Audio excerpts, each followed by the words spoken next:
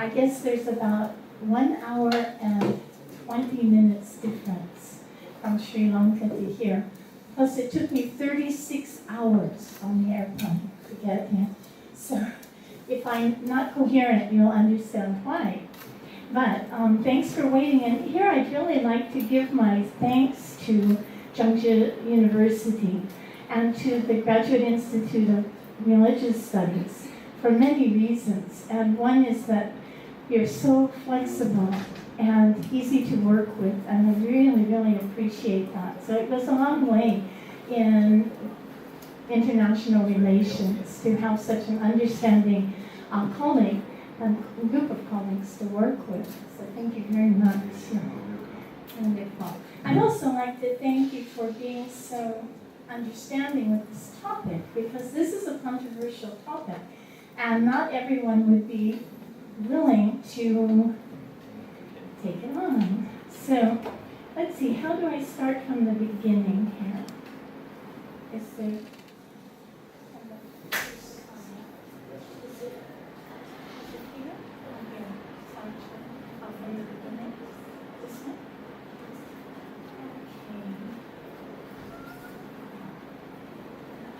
Okay, good, here we go. So we want to take up the question of homosexuality in Buddhism. I understand it's quite a hot topic here in Taiwan right now. In fact, it's a hot topic everywhere. And so I think that's the most important reason for us to take it up, so that we can understand more about issues, understand the objections, understand Buddhist perspectives on the topic, and maybe other religious perspectives as well. So, I see that. Okay, so what I've done to begin is to try to understand a little bit about what we mean by gender. What do we mean by male, female, and so forth? All of these gender identities. Oh, I see. Shall I? Okay, I'll move around. Ah, right. So everybody can see the pictures. Good. Instead of my head. Can everyone understand me? You okay? 请问一下，这里大家都听英文，需不需要翻译的？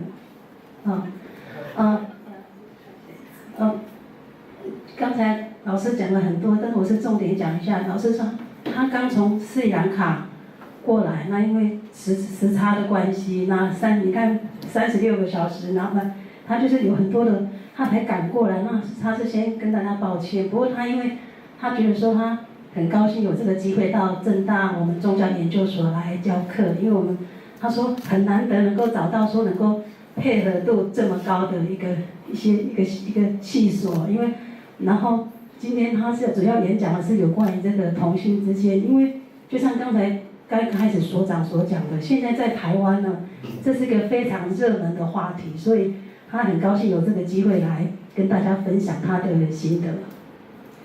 So what I've done here is to collect restroom signs from around the world, so we can see how the different cultures of the world represent male and female, and perhaps other. So I'll just, since I've already come a bit late, I'll go through these rather quickly, but please take a look at the representations of men and women, the body language, the posturing, and so forth in each of these slides. This is from Europe, this is from Denmark. You can see that the woman is larger than the man. Here's some old representations. American, clearly. Disney.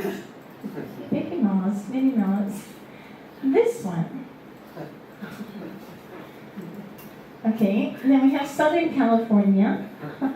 南加州 And Northern California. 北加州 Texas. 德州 Jordan. 就在那个中东那里，约旦中， Disney. 迪士尼乐园的。 This is the sea coast Eastern Seacoast. 在那个西边的海岸那边的一些 sign。This is Hawaii, 夏威夷， Mexico, 墨西哥的， Mongolia. 蒙古。 And what's interesting here is that there was no women's restroom, only the men's. 我在蒙古是没有女众的厕所。 And here we have women thinking about shopping and men thinking about toolbox. But these days it might rather be football. 那个女孩子想的是怎么去购物，那男众这边想的是他的工具箱啊。不过老师讲说，现在应该脑筋想的是那种美式足球啊，或是 Some are amusing. This one from China, 中国的， Midwest USA, 美国中西部， India. 印度。 This is China. You'll note some of the world's Englishes. This is also China. Now here we have a third option, but you'll notice that the third option is disabled or differently able.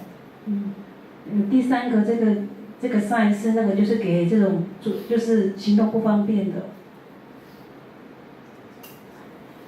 And in this one, the third option is alien. 第三种是给这个外星人用的、啊。 Now here's California, recent California. It says whatever. So California liberal approved gender non-specific school restroom. 这个是在加州现在的这个 sign 是给这个性别上就是没有特别指出，没有指出什么性别的。 Here's an all-gender restroom. Another one. Anyone can use this restroom, regardless of gender identity or expression. 那个是大家都可以进去用，就看到这个 sign 这里。 Now we can also look at gender representations in other cultures. One of the most well-known is the yin-yang symbology. And the interesting thing here is that most of the positive designations are assigned to men, the light, the active, and so forth, whereas the more negative designations are attributed to women, the dark, the passive, cold, and so on.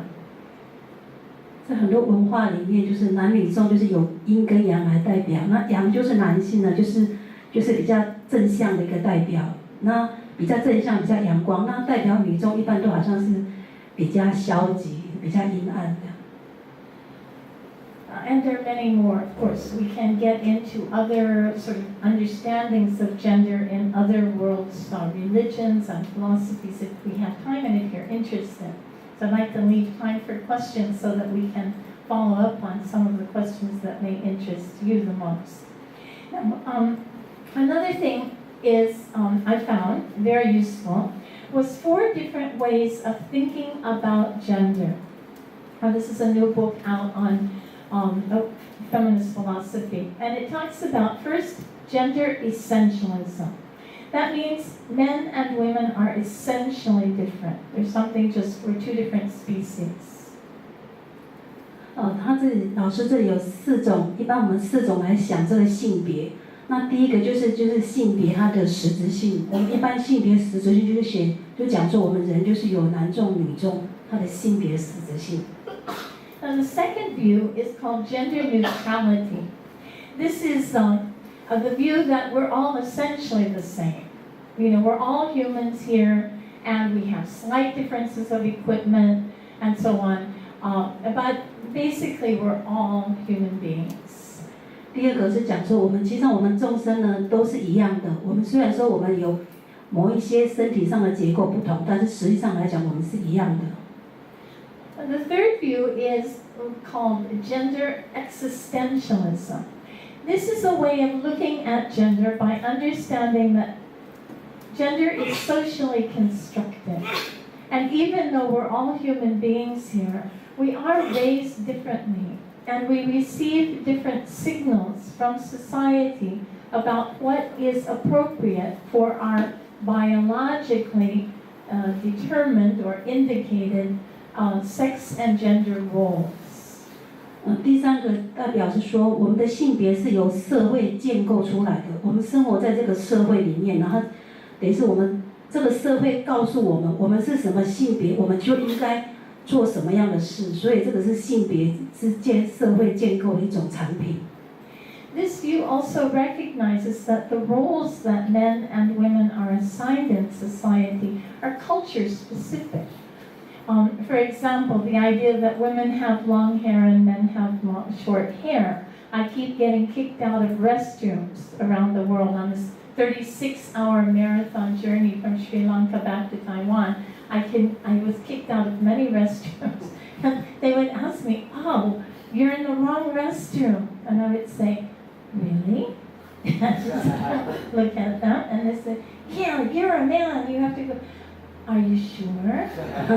And then they'd look doubtful, and then they said, "Are you a woman?"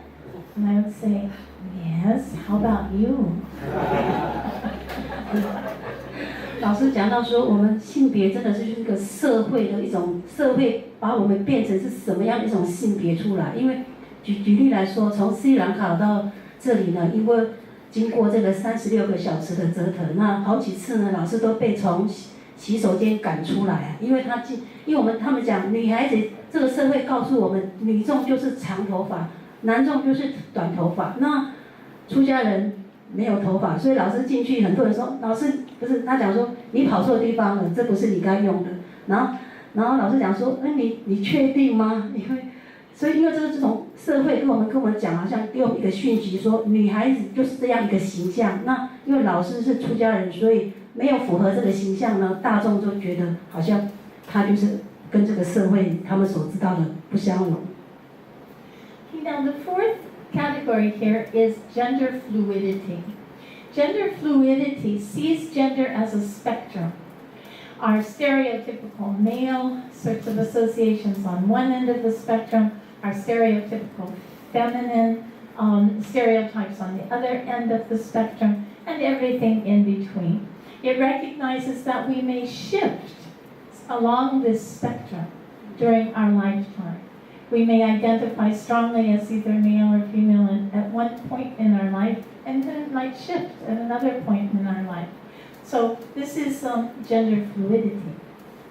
第四种就是说，这个性别是一种这种活动性的东西，因为我们可能是在两端呢，一端是男众，一端是女性。男性跟女性，可是在这个两端中间呢，实际上我们在我们的生命的过程当中，有时候我们会在某一个生命的阶段呢，我们会变成不同的性别的表现出来。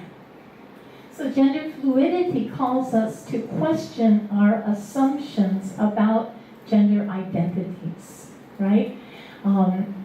And to question what we imagine to be stereotypical male and female roles.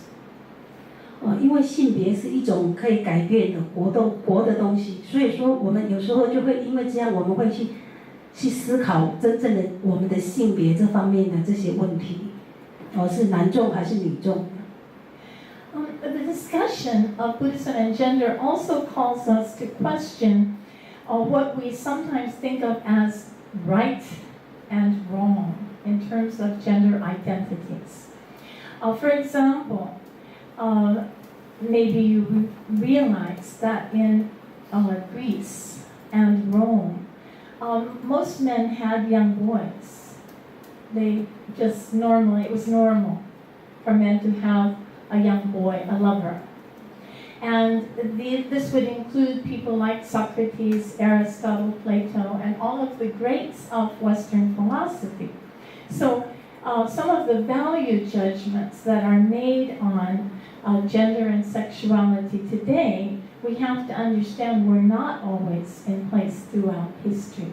These expectations and judgments vary from one culture and one time period to another. 这种性别这些观点呢，会随着这个文化的不同而改变。我们不能用我们既有已经在我们的观念里面的认为性别是哪一种就是哪一种。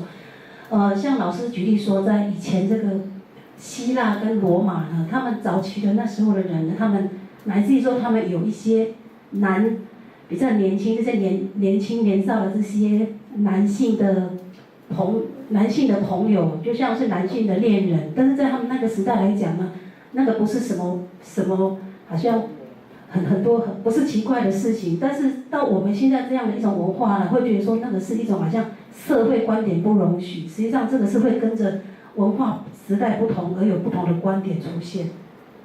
Of course, most men did also marry and have families, so it's a matter of controversy as to whether or not they continued to have young male lovers after they married. They're still researching this. 就是这些研究和一直在继续，就有关于说，像他们这些古代的这些人，而且都是上级贵族这些人，他们有这些年轻的这些男性恋人，但是他们还是有婚姻，他们本身有娶太太有婚姻的。那到底说这个是伦理上怎么一个看法呢？还是在研究当中。So we also need to question our cultural assumptions. So here that there are only two genders, for example. So here I'd like to introduce ideas or perspectives on gender from some other cultures. Starting with Hawaii, where I'm from, we have a category called mahu, which is a third gender. This is common throughout Polynesia, a third gender called mahu, and they're generally accepted, fully accepted in traditional Polynesian societies. Now, this was challenged by Christian missionaries from the late 1800s, and it went underground a bit. But now the Mahu community is recovering their gender identity. Mahu have always been with us. And here you'll see a headline from the Hawaiian newspaper. It says, Mahu demonstrate shifting attitudes toward LGBT life in Hawaii. 就是在这个是有关于在夏威夷呢，夏威夷他们有一个就是第三性叫马呼这个性别，那这个是早期他们是有一阵子他们就是已经有好像是社会上没有认可，他们是在18世纪的那种末期的时候，对不起我时间没有很记得，然后那时候他们就是有关于这方面呢，社会上没有承认这个第三性，但是现在这一个 slide 呢是从这个报纸上拿出来的，也是现在他们开始就是要恢复他们这个性别上这个马虎的性别的这个 idea。So I'd like to explain this an acronym LGBT. L is for lesbian, G for gay, B for bisexual, T for transgender. Then they often add an I for intersex and a Q for either queer or questioning. It gets longer and longer. 这4个字 LGBT 可能很多人都知道，就是有关于第一个就是女同志，第二个就是男同志，那第二个就是两性 bisexual 一样，那第4个 T 就是变性。那这4种他们当然会有很多人对他们的一些性别的倾向呢有一些争论。So it defines mahu as a gender role in traditional Hawaiian society, referring to people who exhibit both feminine and masculine traits. 这个马呼呢，就是在传统的夏威夷的社会里面呢，指有一种人呢，他是本身是具有两性的这种性向，有女众性向、男众性向。And then a famous mahu in Hawaii defines it as someone in the middle. That's all it means, someone in the middle. And she prefers the term mahu to transgender because she considers it inclusive. 在这个马虎呢，就是我第2点讲到，就是他们也形容这个就是三外就两性之间啊，也是他们是第三性，他们所以说这个就是指他们马夫这个第三性别。And so here's someone in the middle. 中间这一位马夫。And here's a study, the meaning of mahu. 就是它有两性的这个特征呢。And here is the woman who was just quoted as saying, it just means someone in the middle. She's a famous teacher of Hawaiian dance. 是很有名的这个舞蹈老师。And here is a young mahu, her student, who feels completely comfortable in the middle. 对，他们这些就是比较年轻的这些马后第三性者，他们觉得这个性别根本第三性没有什么嘛。Okay. Now, in India also, there is a similar category called Hijra.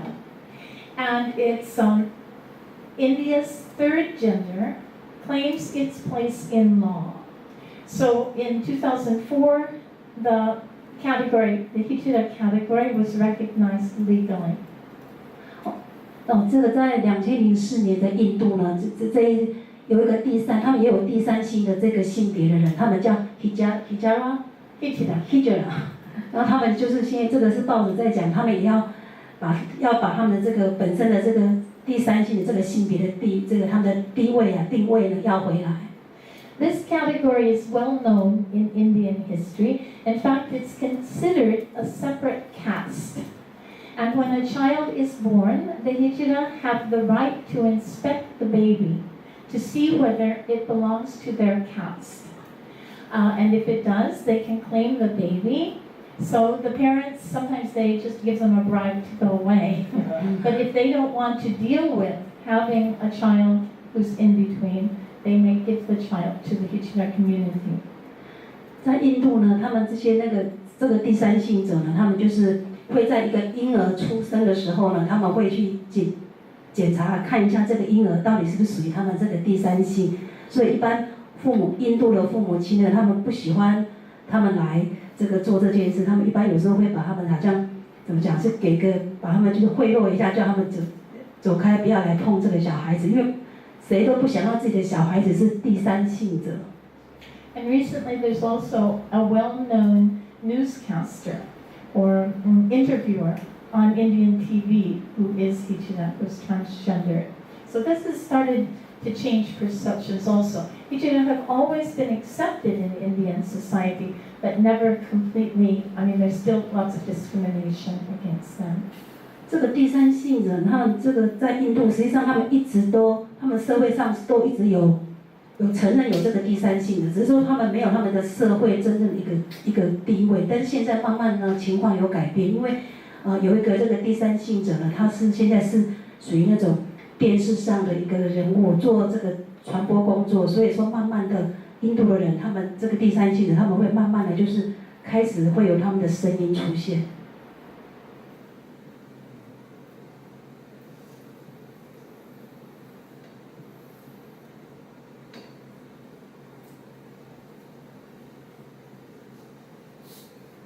And here we do need to recognize that somewhere between 1% and 3% of all human beings are born with indeterminate genitalia, something in between male and female. Now that's a considerable number of people in the world.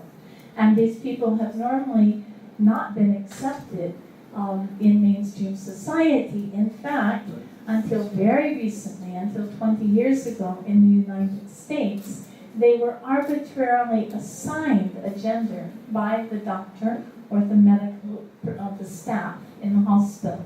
But what happens when that child grows up if he or she doesn't feel comfortable with that gender?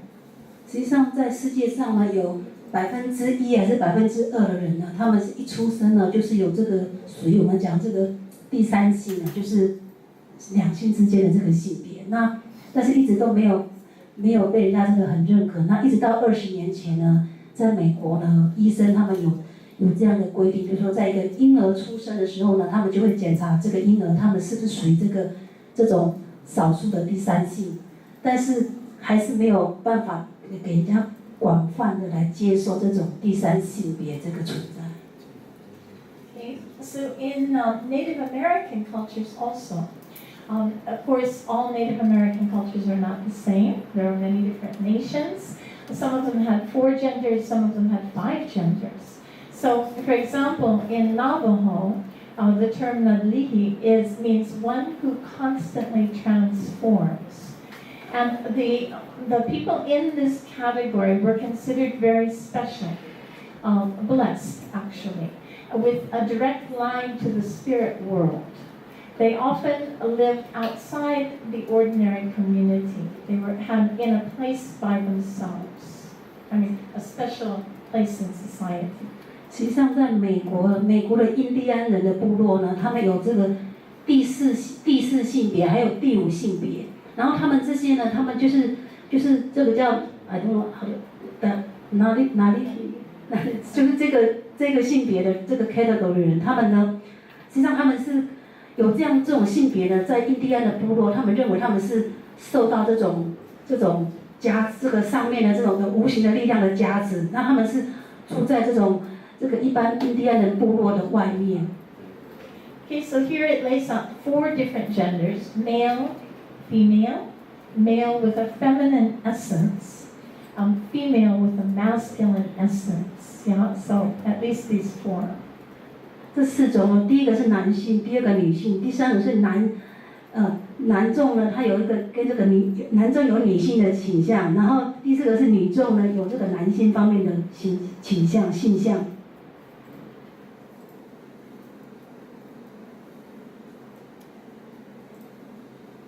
And even today, there is, well, quite a new sort of acceptance of homosexuality in general, including the transgender phenomenon. Now, the drag shows have been popular in San Francisco for 50 to 100 years, but it's only in the last 20 or 30 years that homosexuality has gained more widespread acceptance, at least in American society, at least in the big cities.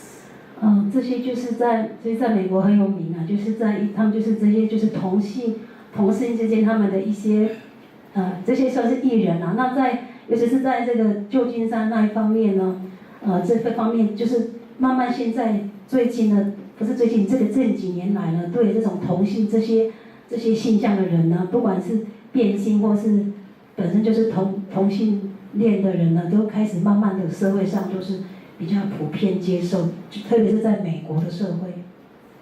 So this photo, this announcement was of a drag show being held in Beijing. And it was in the airline magazine on Air Asia, which is operated out of Malaysia. Probably know the former prime minister is still in prison for allegations of sodomy. So this is quite extraordinary, I think. 这个图片是出现在这个亚洲航空公司他们里面的这个航空的这个杂志啊。那这个是好像是他们到中国北京去表演。那这个是老师觉得很特殊，是说因为他们怎么讲，在马来西亚，因为马来西亚洲航空好像是马来西亚的，那因为实际上他们的这个马来西亚的这个首相啊，实际上还因为说被控诉，因为他是回教国家，因为他被控诉是同志倾向的，所以还在监狱里面。所以，但是在这个就是属于同志他们的一个在北京表演的图片。So I teach at a Catholic university, and the first time we had a drag show at my university, they had the police stationed all around. And also, I was asked to attend as a chaperone. The Buddhist nun is asked to be a chaperone for the drag show. Yes. So it was highly controversial, and this was just 5 years ago, but now it's normal, and it's an educational sort of presentation every year to educate us all about gender and sexuality. 老师他是在这个圣地亚哥大学，因为圣地亚哥大学是一所天主教的一个学校。那第一次呢，有请这个同志的人他们去表演呢。第一次还有很多的警察都在那边保护，因为天主教是很保守的校风。那老师是一个出家人，但是就是他们就要求老师就是跟着在旁边这样子。Okay, so this discussion asks us to question our assumptions, right? What do we mean by beauty? Feminine beauty, masculine beauty, and accepted social roles for men and women. 这些是关于就我们对性别的这些观点、一些观念。我们什么样叫女众的美，什么样叫男众的美，这些都是社会呢附加在我们身上，给我们一些安排，让我们能够用那种朝那个方向去想的一种，等于是我们这个 idea 就是由社会给我们的形成的一些对性向的这种分别。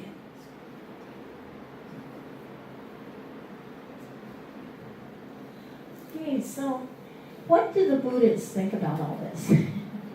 This is the question we want to especially look at today. Well, so first of all, we have to question Buddhist ideas about identity. What do we think about? How do we construct identity? Let's talk about human identity here in terms of gender roles. 我们现在回到我们今天的主题，就是佛教怎么样来看性别这方面的议题。我们怎么样这个性别在佛教里面是怎么样一个诠释？ So the Buddhists analyze this in terms of the 5 aggregates. A person, in this case a human person, is made up of 5 components: the form, the feelings, perceptions, mental formations, and consciousness. And if we ask where does gender fall in this, well, it would normally be the first aggregate, the physical body. 这个就是我们有在佛教如果有在学佛之道，你有读心经的，我们人就是五蕴所聚合起来的色受想行识。那性别呢，在这个色受想行识里面的是属于哪一个？是应该这5个是哪一个呢？老师认为说应该就是实际上就是一开始就一个色，因为看到外表会想到一个人的性别。Now the Buddhists aren't particularly concerned about the body; they just accept it as a given. But their main concern is consciousness, especially the evolution of consciousness from a deluded state to a perfectly awakened state. 佛教讲这个，我们这个身体，我们是会接受，不管我们是什么样的一个色身。那不一样的地方是在这个意识呢，它能够就是我们怎么样能够从一个好像这个很不清楚、很凡夫众生的这个意识呢，转变成一个就是能够就到醒觉、有这个觉悟的这个意识。So consciousness is defined as impermanent knowing and awareness. Simply knowing and awareness, and it's momentary, changing all the time. 意识呢，是随着我们每一个时间都在转变呢，就是我们讲这个意识就是一种醒觉啊、醒悟，然后是每个时间都在改变。In the Buddhist perception, there's no such thing as a male consciousness or a female consciousness because consciousness does not have genitalia. It's a ridiculous concept. 佛教里面的讲这个意识呢，意识本身没有性别，没有说现在是女众的意识，人家是男众的意识是没有。如果我们把性别强加在这个佛教讲的意识里面，这个是很没有道理的。So often we hear people say, "Oh, well, men and women think differently. We have different mindsets." But we should understand that a lot of that comes from social conditioning. How a woman is supposed to speak, how she's supposed to sit, how she's supposed to behave, how she's supposed to respond, and the same with men. We're given these stereotypical roles, and we are rewarded to the extent that we assume and fulfill those roles as closely as possible.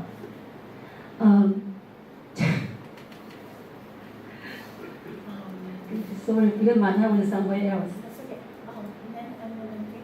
OK， 一般我们男众跟女众呢，我们想的呢是，一般我们想的是不一样。对不起，因为我刚才是在打妄想这样。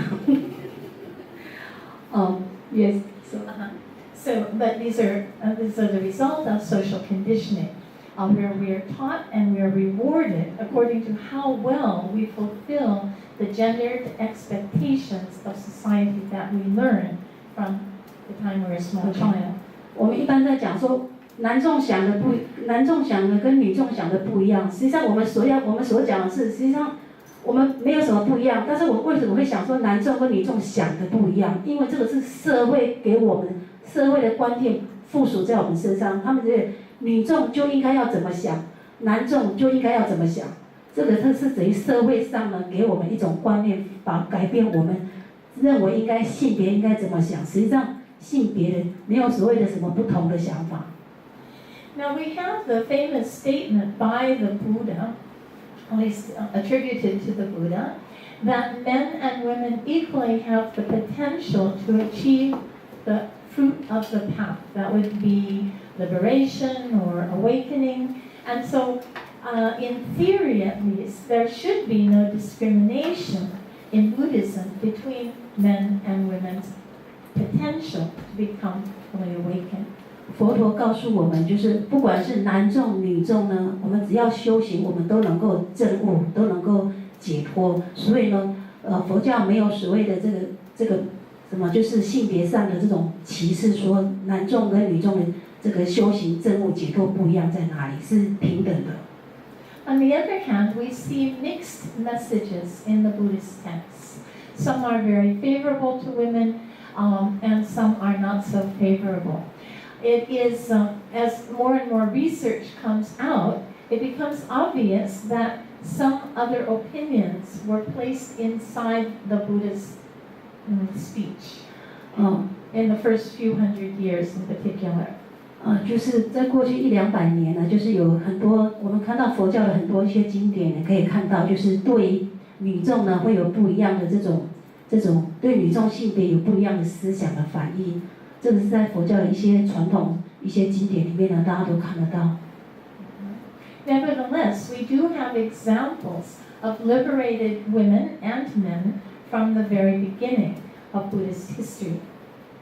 我们有很多就是有女众呢、男众，他们就是修行呢得到解脱的这些例证啊，在佛教历史上。However, we do find a kind of valorizing of the male. We see the Buddha portrayed as the hyper-masculine, great person.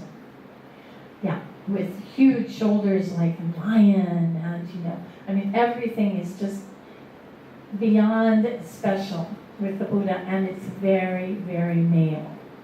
当然，在佛教里面，我们可以看到很多我们就是男众这方面的这些价值啊，像我们这个以佛陀来讲，佛陀他现的像是这么的高大庄严，所以我们称他为大雄，等于是他是有所有的庄严的像呢，我们从佛陀身上都可以看到。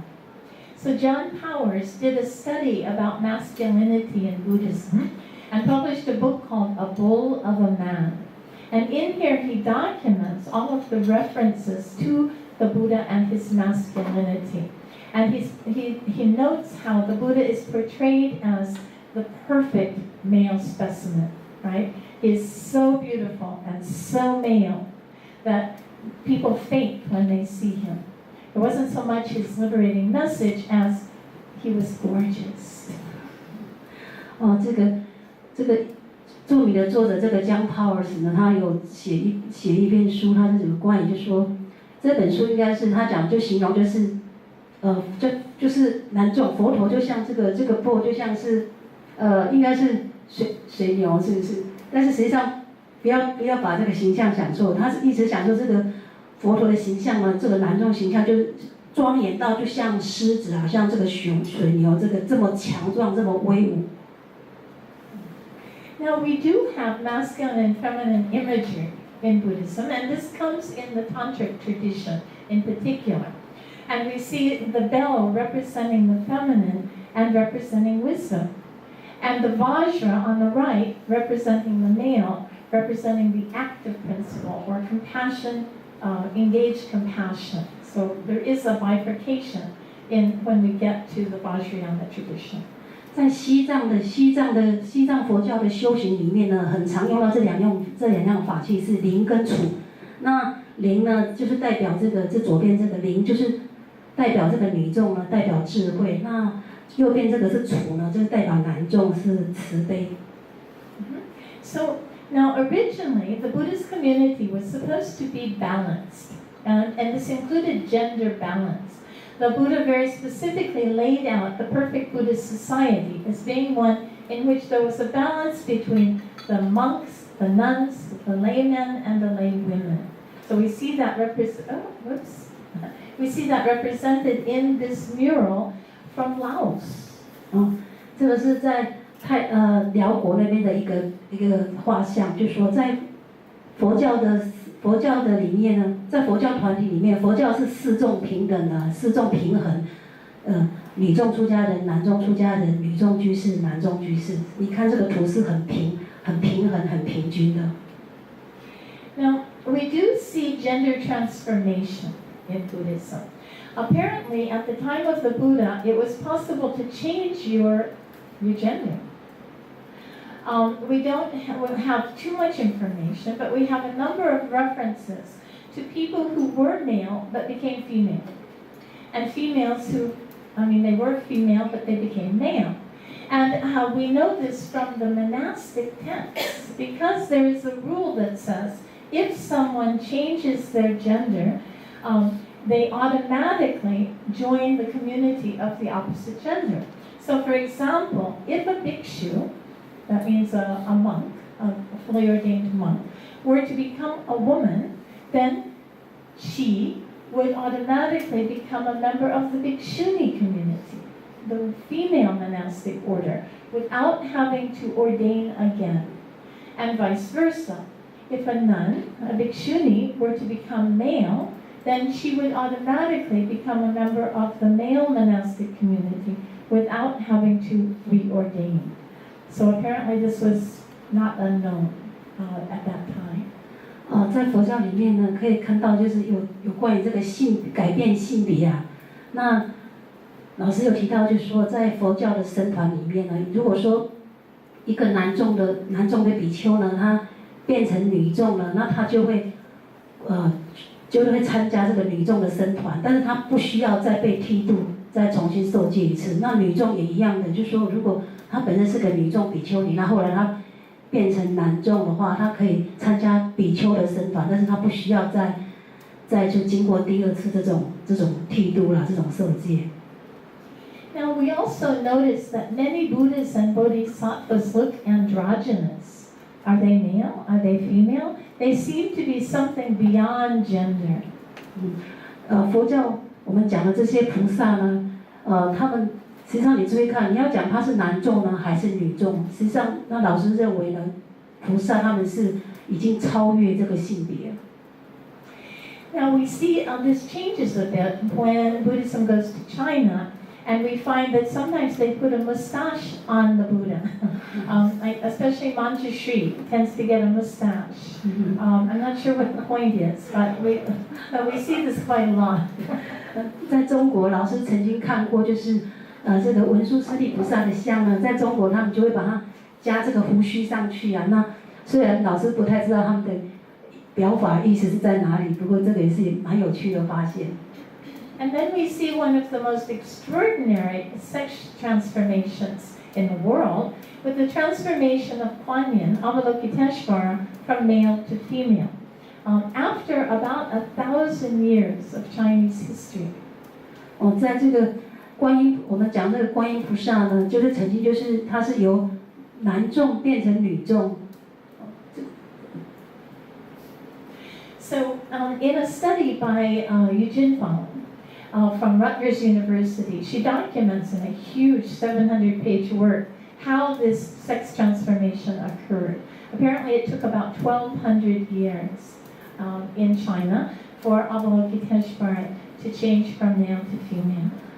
就是于君芳老师呢，就是美国的于君芳老师，他曾经写了一本书呢，那有将近有700页，那就是专门就是研究这个，在中国呢，就是在中国的佛教呢，就是花了1200年呢，就是从这个就是观音菩萨呢，慢慢的就是由男众转成女众，他特别有针对这方面呢做一个很好的研究一本书。And we should note that the male form continues to exist in China, especially in the 1,000-armed version. So you have a male Kuan Yin, Avalokiteshvara, and you also have the female version coming up. So we see this in painting, in statuary, and even in performance. 所以呢，在中国这个持续，中国佛教呢持续就是有这个观音是女众呢，女众这个形象，它的我们大家都很熟悉这个千手千眼，还有他们把它编成舞蹈。And by the Tang Dynasty, she's looking more and more feminine. 在唐朝这个观音看起来就越来越有像女众的这个形象出现。Still male, but awfully pretty. 但是这个时候还是男众的，观音菩萨还是男众，但是很美啊。And by the 12th century, she is completely female. 那在12世纪呢，完全变成女众，所以你们可以有兴趣可以去查历史，它怎么花了1200年呢，就从男众的形象变成女众，我们现在所知道的女众的观音。Sometimes even appearing with a baby, like a Madonna.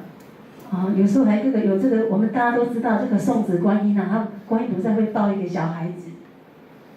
So it's not just Avalokiteshvara, there are also many Buddhas and Bodhisattvas that are something in between, apparently.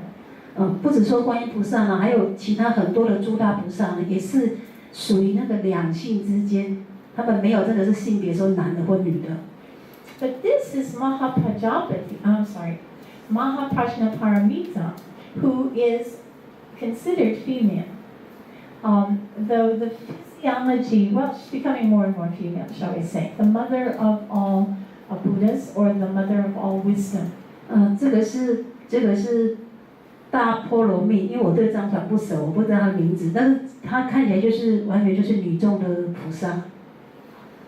We also have images of enlightenment in female form.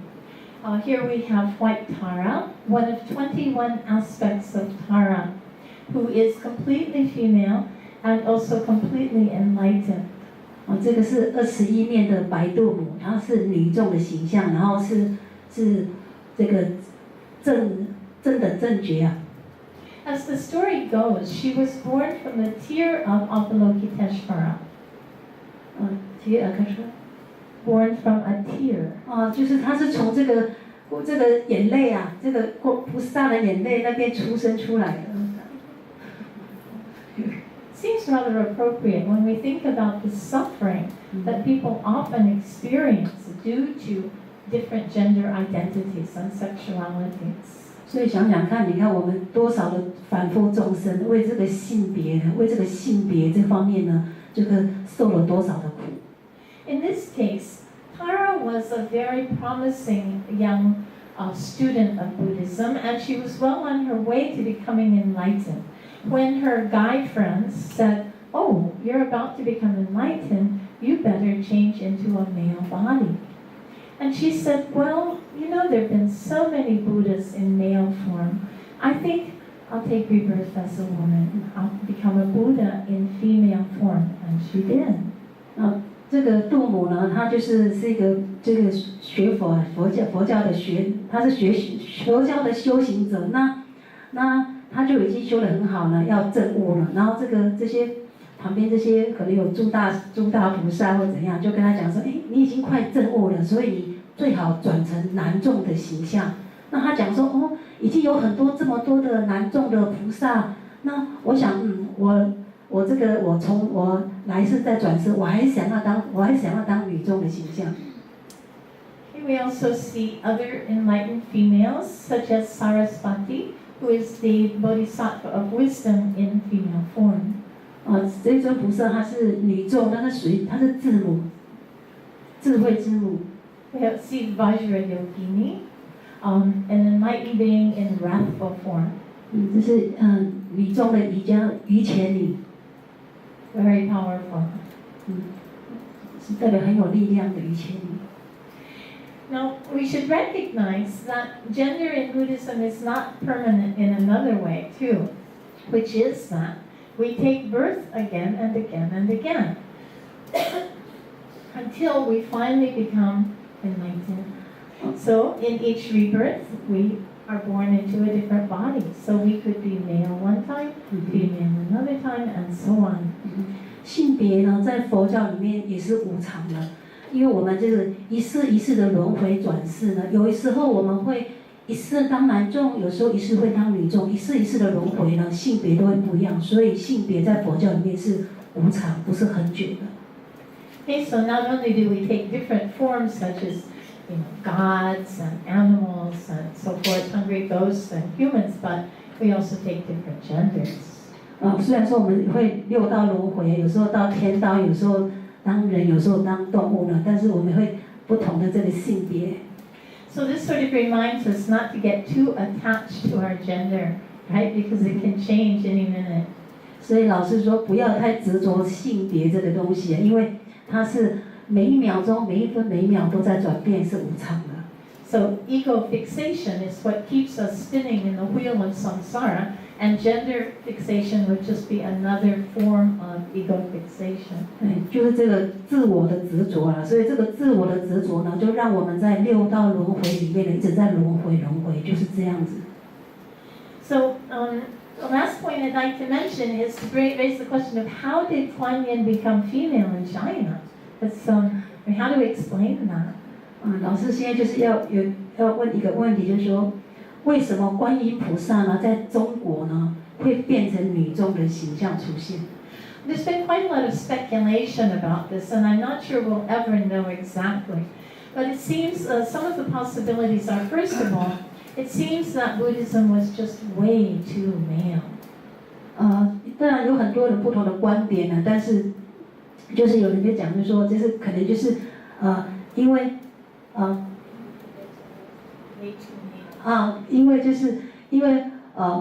佛教太强调男众嘛，所以观音菩萨会现女众。So the history of Buddhism is pretty much a history of men, right? 佛教的历史就是男众的历史。And the image of human perfection is male, right? So where does that leave women? 最完美的人类的形象就是男众，那女人呢？女众怎么样？ Another possibility is that people automatically associated compassion with women. 那另外一个可能性就是因为众生呢都是跟这个慈悲有关联的。 So of course this is natural in a certain way because women are mothers of children. But if we reject the essentialist concept of gender, that gender is constructed rather than innate, then it makes us question, and also the fact that there are women who are not particularly compassionate, right? So, but generally, overall, yes, women are socially, often associated with compassion. 就是简短的讲，就是说，因为女众呢，一般我们想到女众的形象呢，就是跟慈悲的形象是在一起的。Men may also be extremely compassionate and loving, right? It depends very much on our training as a young child, our education, as well as social perceptions and expectations. 男众也是可以很慈悲，有这个慈悲的形象，那个就会关系到这个男众呢，他是怎么样一个家庭的教育出身，或是这个社会呢是怎么样他是在怎么样的社会环境呢长大。 So now in North America, there's a huge effort to try to raise children in a non-gendered way, and not to dress them in pink and blue from day one, not to give trucks and weapons to the boys and dolls to the girls. And people are trying really hard to see whether they can raise children in a gender-neutral way, but it's not easy. 在美国呢，就是在北美这边呢，已经开始在训练呢，自己创造一个环境呢，让小孩子是在这种中性的环境里面长大，不要说像一开始就女众一出生就是包着这个粉红色的代表，男众是蓝色，那男众呢就是这个很多这些什么拿这个武器，那女众就是玩这个洋娃娃。在美国现在已经就是一直在创造一个就好像比较中性的空间，就是不要局限在男性别跟女性这方面。Okay, so with this as an introduction, I'd like to open it up to a discussion, and be happy to try to answer any questions you may have or hear your comments, your complaints, your challenges. Please feel free and don't hesitate to challenge some of the controversial ideas I've thrown out here. 就老师他的介绍就是大概到这里，那现在就是大家有什么对这方面有什么好的 idea 可以大家来分享。那就是因为老师他很慈悲啦，而且他是很博学，所以说希望大家利用这个机会，就是不要不用说害怕来讲出你的看法，因为本来性别就是可以来公开讨论的一个议题。Yeah. Thank you so much for the presentation. I'm coming from a gender studies background, so all this is very new to hear about sex change or gender change in Buddhist culture. And my question would be, because you talked a lot about like examples of gender fluidity or people with different gender interpretations in different scriptures. I would be interested, are there also stories or cases of same-sex sexuality or same-sex partnering, romance that are interesting for us in Buddhist texts? Very good. Okay. Can you ask your question in Chinese or like translate it? 那我试试看一下。大家好，我的背景是性别学，所以这些内容对我都是我从来没有听说过，所以我觉得很有意思。因为老师刚刚讲的大部分都是那种就是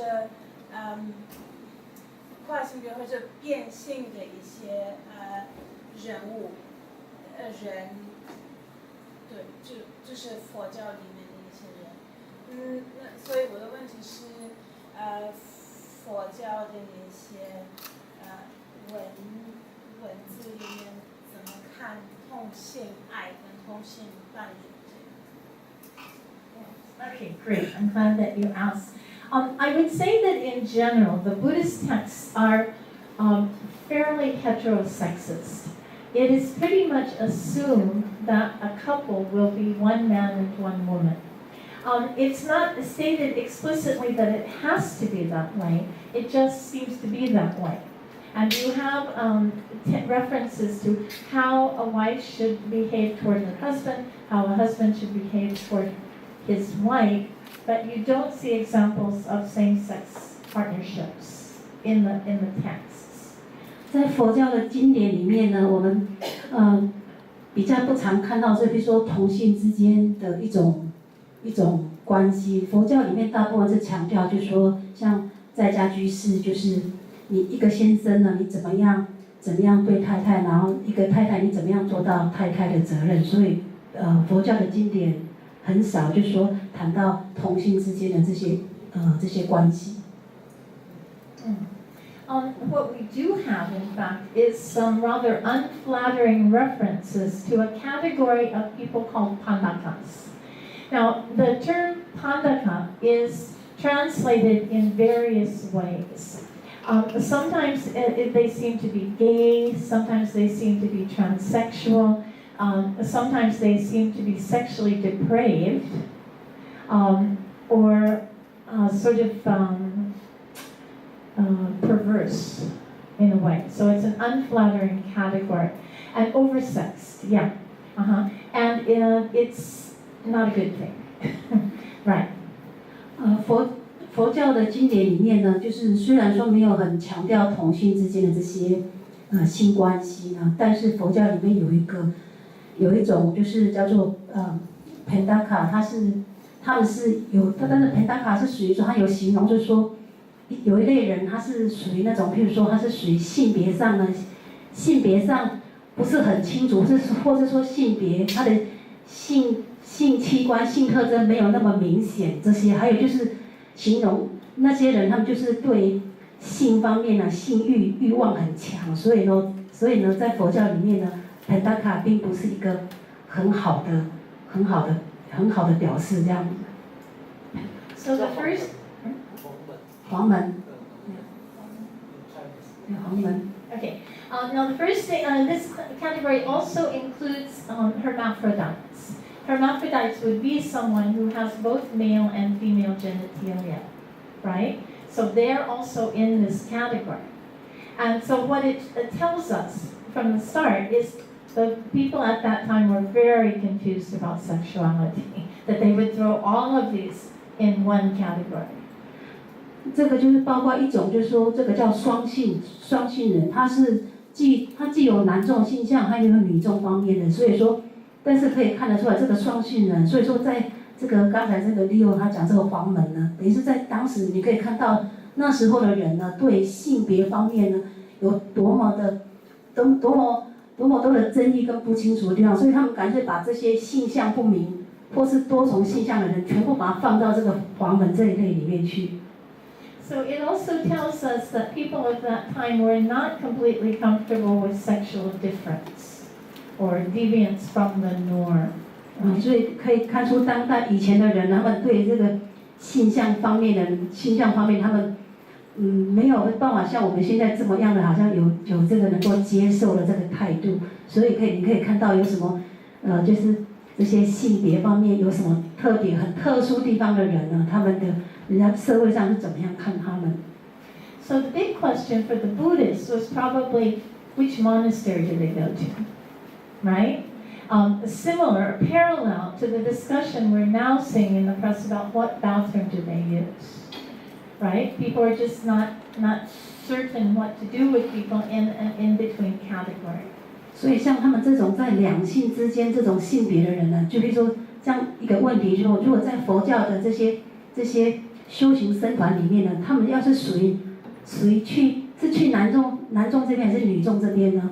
就跟我们刚刚老师所谈到的，他现在如果到洗手间呢，他到底是要去男众这边还是去女众这边呢？就是这种性别在两性之间的这种争议性的问题。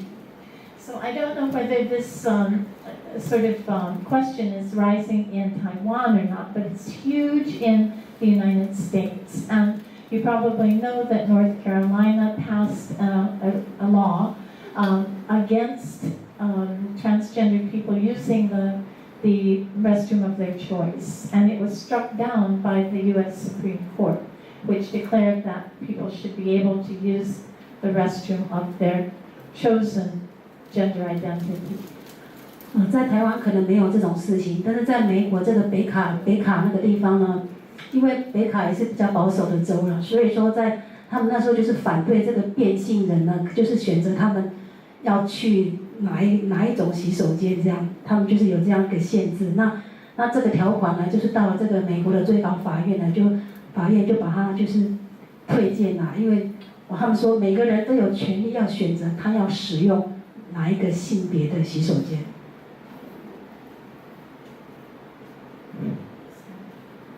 Yes. So has the overall view on sexuality and gender changed now in Buddhism? Or Well, okay, since you raised the question of how sexuality is it changing? First of all, we have to look at what it was originally. And we could also say that in Buddhism there is something of a bias against sexuality.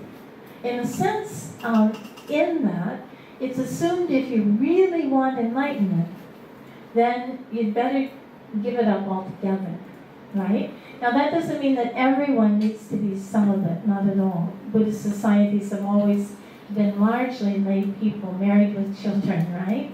And also there was no prohibition against unmarried couples. I mean, there's really no marriage ceremony in Buddhism. It's you move in, you're married, you move out, you're divorced, sort of thing. But there was a kind of bias toward giving up sexual activity. It was called pure conduct, assuming that engaging in sexual activities is somehow impure. But that's in the texts. 在佛教里面就是有关于这个性方面的事情，就是说，当然是在佛教里面，大部分的佛教徒都是在家居士。那在家居士就是有夫妻之间的这些是算是在家居士的合理的范围啊。那但是如果在佛教的僧团里面呢，当然这个性方面这是有戒律上的这个管制的，因为性行为在这个修行的戒律里面，我是讲的是出家的这种僧团来讲，当然是一般人认为是不清净的。So how is it changing? Well, I think that the views in the Buddhist community are changing, but it depends on where we stand. So the Buddhist communities in North America, for example, seem very open-minded about the question. But it's very recent. Even talking about homosexuality as we are here is something quite new. Let's face it. It was really in the closet for hundreds of years. People didn't talk about it, right? And just since I believe the AIDS pandemic is what brought homosexuality out of the closet, and people realized they had friends and relatives who were gay, and it was time we should talk about it, right? So yes, attitudes are changing, but not as quickly in all Buddhist societies. There's still a preconception that, a preference for heterosexual model, marriage and family and so forth. So I have Taiwanese friends whose parents still don't know they're gay. And I think that's not unusual. Or in a place like Thailand, in Bangkok it might be accepted, but in the countryside not so much. So attitudes are changing slowly, but it depends on where you are. 佛教对这种同性之间的这些观点呢是有在改变，但是不同的地方呢，他们就是接受度还是不同。那举例来讲是在美国，当然在美国是最公开的、最开放性来，也是重视这个佛教的同性这方面的议题。为什么呢？因为可能老师是说，有关于跟这个艾滋病有关联，因为艾滋病的问题产生呢，就是让美国那边的人感觉到说，这个问题是真正有存在，这个我们必须要去面对。因为我的朋友当中呢，也有人也有这方面，他们是同志之间，然后也有这方面的问题，那我们应该要去面对。当然在台湾呢，像老师他有认识的朋友，到现在他的父母亲都不知道他的孩子是同性恋。那当然在泰国也有不同的这个观点，那这个态度是有转变的，但是真的是完全是在于说是你是在什么样的社会体制之下，你怎么样去看这个同志的问题。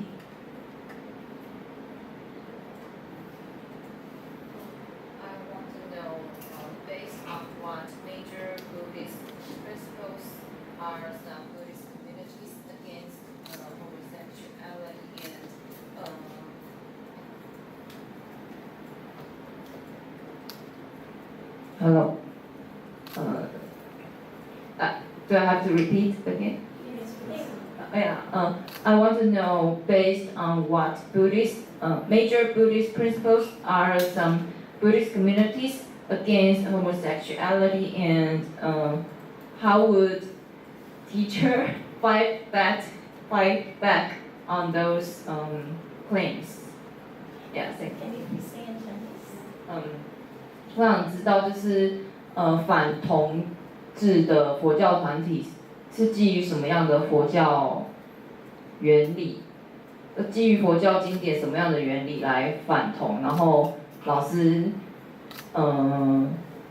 会怎么反击So, well, I think the biggest obstacle is ignorance. And, we all start with ignorance. That's why we're still spinning in samsara, right?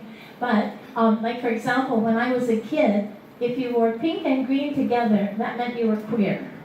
But we didn't know what that was, but we knew it was something bad, right? I mean, we're kids, we're little children, but you're sort of indoctrinated with this kind of thinking. And so, the first thing I would say is to have forums like this is very important, where we can talk about the questions, right? So I think that Buddhists base their beliefs on maybe, first of all, this preconception that there's something bad about sex, right? And then if you have to have it, it should be the normative kind. Nothing just stay within, this sort of male-female model.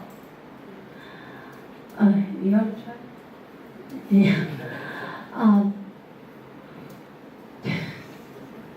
老师讲就是说，就是关于这个，就是因为这个性别，因为在台湾前一阵子就是有关于这个性别同志的问题有很多的纷争嘛，那就是说老师讲说这个主要的障碍就在于就是愚痴啊，我们人如果是愚痴呢，就是愚痴就是变成我们这个轮回的一个根本，那愚痴是我不知道事情障碍在这里，那老师是觉得说，最好的方法就是说像现在就是有这样的类似像这样大家坐下来谈，然后对这个同性之间同志的这个问题呢，可以提出来讨论。So the other thing to note is that there's not really very much said in the Buddhist texts about the issue. We have very little information to go on. We have the first precept that the first rule the Buddha ever made was when a monk went home to visit his parents, and his parents locked him in a room with his former wife because they wanted a grandson. And the inevitable happened, right? And the next morning, his monk friend said, "What are you doing? Monks aren't supposed to sleep with women." So they took the matter to the Buddha and reported, and the Buddha called the offender and said, "Is it true? Did you sleep with a woman?" He said, "Oh yes, noble sir, it is true." Right? They always confess. And then the Buddha said, "This is not appropriate, this is not correct. From now on, monks should not sleep with women." 在佛教的经典里面，虽然没有谈到很多这些性方面的问题，但是在佛教的这个根本戒律里面的第一条就提到这个性，尤其是对于这个男众比丘呢，这个性的这个戒律，那这个是有个典故，就是以前有一位佛陀的弟子，这位男众比丘呢，他回去拜访他的父母亲，然后就被他的父母亲呢就跟这些一群这个女众呢关在房间里面，因为他的父母亲想要抱孙子，所以呢，那就真的就发生了。那第二天回到僧团以后呢，就他的这些其他的比丘讲说，你是出家人，你怎么可以做这种事？就把这件事情呢，就是禀报给佛陀。那佛陀就把他叫过来，然后他就在佛陀面前忏悔说，我真的有做了这件事。所以这个是佛陀就是有定的这个戒律，就是有关于这个性方面行为的这个戒律。So the next thing that happened was, inevitably, that a monk slept with a man. And then again, they brought the matter to the Buddha, and the Buddha called the offender and said, "Is it true? Did you sleep with a man?" "Oh yes, noble sir, it is true." And then the Buddha lays down another rule, or a sub-rule, that says, "Oh, from now on, monks should not sleep with men." Right? So, and on and on and on, it goes like that. So this is the very little information that we have about homosexuality in the Buddhist texts. 所以说，第一个案例就是说，佛陀就制了一条戒说，那从此以后呢，比丘不准跟女孩子就是睡觉，就是发生这些事。那第二个例子就是说，那就有个比丘他就跟男众睡觉，那这个佛陀知道以后呢，佛陀又制了另外一条戒说，不准男众比丘呢跟这个男人睡觉。所以说呢，这就是佛经里面仅有的一些有记载，就是说有这个同志之间的行为。那但是真的相较之下，还是在佛经里面很少找到这些典故。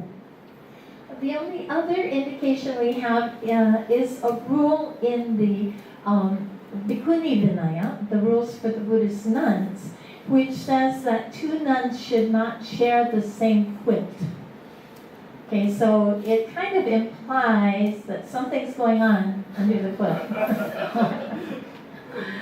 当然，在女众比丘尼戒律里面就讲得比较清楚，就是说有一条戒律就是说，比丘尼，像我们比丘尼就是不能就是在同一个，就是说同一个房间，实际上就是在戒律，我们以前戒律在讲，就是说不能在同一个，不能盖同一条棉被就对了啦。等于是因为就是有这样的一种同性之间的问题，那佛陀为了要避免这个问题，倒是有比丘尼戒有这一条禁止女众同性之间的性行为。And then after that, we don't really have any other references until about maybe 7th century, with this references to the Pandakas. The Pandakas being these non-normative beings who are with different sexualities and negative references to the Pandakas. So other than that, we don't have much information to go on. 那这在佛陀时代呢，就这么几个记载。那一直到说第7世纪呢，有发生这个黄门这个 Pendaka 这个事呢，那佛陀才又自这个戒律，因为这个黄门这一种性别的人，因为他们是性别上除了性别不明显，他们就是有很多就是不是很好的一些怎么讲一些。我不晓得这个 quality， 就是有一些很不好的一些作为他们这个黄门的一些事情发生了，所以佛陀才是有治这个黄门这边的戒律。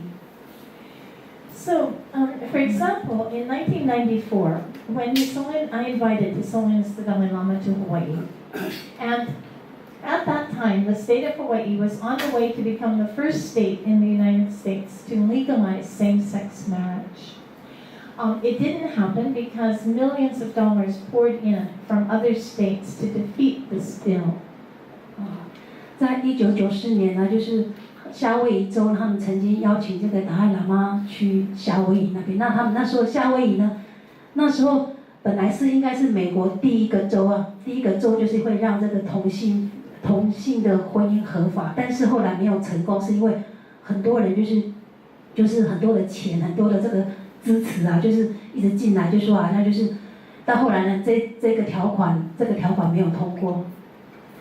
So, but because the issue was really hot at that time, at the press conference and in the question and answer periods after the talks, the first question that came up was, Your Holiness, what do you think of same-sex marriage? 因为在1994的那个时候呢，这个同性之间的这个同性恋的这个认可方面呢，还是非常的争议性非常的大，所以呢，到处真的是在美国的店到处都是讲这个问题，所以呢，达赖喇嘛到这个夏威夷访问的时候，第一个问题人家就问他说，请问一下法王，您对于这个同性之间的这个看法怎么样？ So His Holiness would say, well, in Buddhism, like most religions, it's believed that homosexuality is sexual misconduct. But I think if two people love each other, no problem. 这个达赖喇嘛就回答说，这个佛教呢，佛教就像其他的宗教一样啊，就是认为这个同性之间的性行为就是不是很恰当啊。但是呢，如果是两方呢互相的相爱呢，那也没有什么不可以的。On one occasion, he said, "I believe if two people love each other and there's no abuse, then no problem."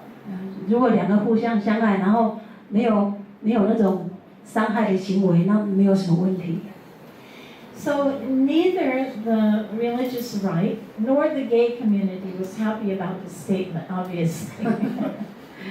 他的回答是，两方面都不是很满意啦，就是宗教的团体或是这个同性的团体都不是非常的满意啊。But His Holiness has been quite consistent over the years with this response, that as long as there's love in a relationship, then, he also said, and in Buddhism, the idea is to give up sex altogether. 但是过去一直以来呢，达赖喇嘛对于他的回答呢，他一直都没有改变他的立场。不过，但是他讲说，那当然是在佛教里面。What's the last point? The idea is to give up sex. 但是在佛教里面，我们还是强调说把这个都不要从事这个性行为的。Okay, because in this wheel of life, what keeps us spinning around and around and around and around is desire. 因为在佛教讲的这个六道轮回里面，是什么样的一种动力让我们一直轮回生生世世呢？就是就是这个欲望。 Yeah, so the ideal is to give up sexuality altogether. So homosexuality, heterosexuality is all basically the same concept, right?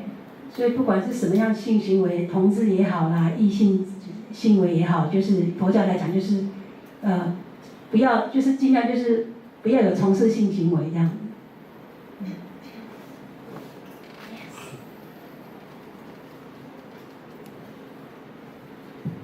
Hey, Professor. In the presentation of Professor mentioned that gender is a kind of constructed by the social, right? But according to the theory of Bardo, we know that when we are in the state of Bardo, we see our family doing some sexual conduct. When we hate our father, then we will become girl. I don't remember, but it seems that we have some disposition. We are born to be male and or female. So this is not always a social construction. Okay, very good. I love it when students do the readings. Okay, so in Chinese, 你有？就是我的问题是说，在中有的阶段的时候，我们会看到父亲跟母亲做爱，我们推开父亲就会变男生还是女生忘了。反正我的问题就是说，我们总会有一种天生下来就会有的倾向，并不是说我们都是社会构成我们的那个性别的那个议题这样。Okay, so what he's referring to is that after we die, unless we become enlightened, we're looking for our next rebirth. And the idea is that our consciousness, this momentary consciousness, is looking for an appropriate rebirth. And if we have not gotten over desire, we haven't eliminated desire, we'll be attracted to two beings mating, right? 对，其实讲到刚才就是那个 Leo 在问这个中阴身的问题，就是我们人死后呢，我们这个在这一段时间呢，还没有投胎之前呢，我们这个中阴身呢，如果我们还没有解脱，没有修到解脱的这个地步呢，我们还是在那种有欲望的中阴身，所以我们就会看到这个一男一女呢，他们有这个性行为这样。So furthermore, it says that if the being to be reborn is female, that being will be attracted to the father. And if that being to be reborn is male in gender, the being would be attracted to the mother. So you're absolutely right that it's gendered and heterosexist, right? 所以说这个中阴身呢，他在看到这一男一女这个性行为当中呢，如果这个中阴身呢，他投胎转世以后呢，他是要变成男生的话呢，他在这个中阴身的阶段呢，他要变成男，他就会受到这个母亲的吸引力啊。那如果说他这个中阴身他投胎转世以后，他会变成女众的话呢，他在这个中阴身的阶段呢，他会看到，他会受到这个爸爸的这个吸引力比较多，所以老师讲 Leo 他的论点是对的，这个是有这个性别上面的一个存在。So it sounds quite Freudian, doesn't it? 弗洛伊德，他老是说很弗洛伊德。Yeah， 就是怎么讲，很 flexible， 很不是固定的。You know, the psychologist. 弗洛伊德的这种思想啊，心理学。对。Okay. So, the way I would understand this is that our gender, although it could change with each rebirth, in fact, according to the text, we tend to take the same gender in many lifetimes in a row. So, for example, if we're female, we'll take another female rebirth and another female rebirth and another female rebirth, sometimes even for 100 lifetimes. 这个性别呢，我们虽然刚才有讲过，这个随着这个每一次的投胎轮回转世，性别会改变，但是有一点很奇妙，就是说，如果你是同样的性别，比如说你是个女生呢，你这个每一次的轮回呢，你还是会当女生，这个是很微妙的地方。So they even use this, some people have used this to explain the sort of homosex's preference. That if a person has been female again and again, for lifetime after lifetime, and then happens to take a male rebirth, that person may still be attracted to males, and vice versa. 那他们就用这种论点来讲到这个同性恋方面的问题。他们讲说，因为你如果当这个女众的一世一世呢，一世一世就是都会当女众，那如果他有一世他就变男众呢，然后他就会受到这个，他有这个会喜欢那个男众，但是他过去是因为好几次都是女众嘛，那这一次他变成男众，但他对于男众他也是有这个吸引力啊，他会喜欢男众这样。So this recalls how careful we have to be in fixating on gender identities, that they're fluid. And we may identify more as female and male at different stages of our lives. Also, there was just a New York Times article, front page, and it said, "My daughter's not transgender, she's a tomboy." You know? So, I mean, just because you're a tomboy doesn't necessarily mean you're gay or transgendered, right?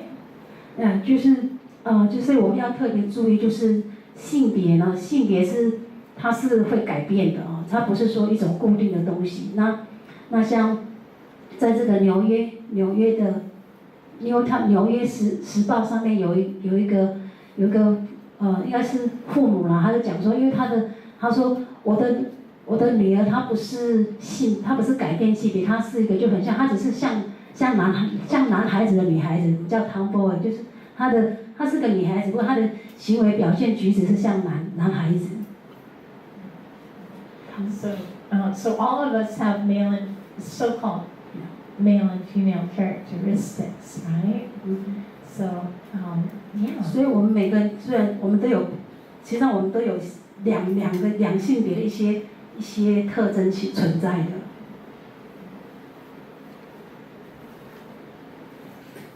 You spoke about the bicho that transforms the transformation of gender, and that you as a bicho can turn into a bichoni, and then you belong to the bichoni group. Do they also have to take the extra precepts of bichoni? So that's the easy way to get into the bichoni. Okay, exactly. This is how we stumbled upon this question, because we were looking at what is the difference between Bhikshu and Bhikshuni ordination. Because as you know, now here in Taiwan, you're very fortunate. You have thousands of wonderful Bhikshunis and a lineage that dates from the time of the Buddha. But in some countries, they have no Bhikshunis, and the Bhikshus, some Bhikshus are fighting. They don't want women to have full ordination. So we started to look at what really is the difference between the Bhikshu and Bhikshuni. 就是我们要看说到底在比丘跟比丘尼之间不同的地方在哪里？因为刚才 Mary 她是问到说，老师刚才提到，就是如果说一个比丘呢，她变成女众呢，她就可以参加比丘尼僧团。那为什么不需要再特别受一些比丘尼戒？那老师提到说，那到底比丘跟比丘尼不同地方在哪里？他说，像在台湾我们是很幸运，因为我们有这么多几千几万个这个比丘尼，但是在很多的国家呢。比丘尼戒根本都没有，然后很多的比丘，就会起来抗议说，他们根本不承认比丘尼有这样一个戒，所以到底这个比丘跟比丘尼的戒律到底不同是在哪里 So the idea is that the Bhikshu lineage, the lineage of full ordination for monks, started about 5 or 6 years. Well, we don't know exactly. No, it would have started at the time of the Buddha. But the Bhikshuni ordination started 5 or 6 years later. And so the Bhikshunis more or less inherited the precepts that had been created on the basis of the monks' misconduct. And then in addition, certain Nati Bhikshunis also made mistakes, and those were added. So the Bhikshunis have about 82 extra precepts. So they're different lineages, but approximately not quite 100 extra precepts. 所以呢，是因为比丘的僧团、比丘的戒律呢，是在佛陀时代佛陀那个时候就有了。那比丘尼呢，是在佛陀他成立比丘的僧团，再晚个5、6年以后，才有比丘尼的僧团出现。那比丘尼的戒律就是都是大部分都关于就是好像怎么样，就是有关于说怎么样有关于比丘的一些不正当的行为，然后再加上说比丘尼有没有犯了什么样的过失，是由那样而把他这个比丘尼的戒是怎么来？那因为不同的佛教文化，当然比丘尼戒呢，实际上比丘的戒没有多于比丘尼戒，没有多过100条，但是这个是不同的佛教文化的诠释，有些是有超过100条。So, for example, a bhikshuni is not supposed to walk alone on the road. Now, mind you, these were rural roads, and it's a security issue, right? She can easily get raped. So, the Buddha decided that bhikshuni should go 2 by 2. Another one is that a bhikshuni should not sit in an enclosed area with a man alone. Obviously, that's a safety issue, right? It's not a matter of gender discrimination, it's to protect the bhikshunis. 所以很多的戒律呢，不是性别上的歧视，而是怎么样去保护女众。像有一条戒律是说，不准比丘尼呢单独到这种很荒郊野外自己一个人行走，因为万一不小心会受到这个性侵害。那还有就是比丘尼不能单独在一个关起来的地方呢跟一个男众在一起，当然这也是关系到这个女生的安全问题，所以并不是戒律，并不是说都是为了性别歧视而来的，而是真的是有些是为了要保护女众的安全而制定的。So, if a bhikshuni becomes a man, she only has to keep the precepts of the bhikshu. She automatically becomes a bhikshu without having to reordain, and she only has to keep the precepts, the lesser number of precepts of the bhikshu.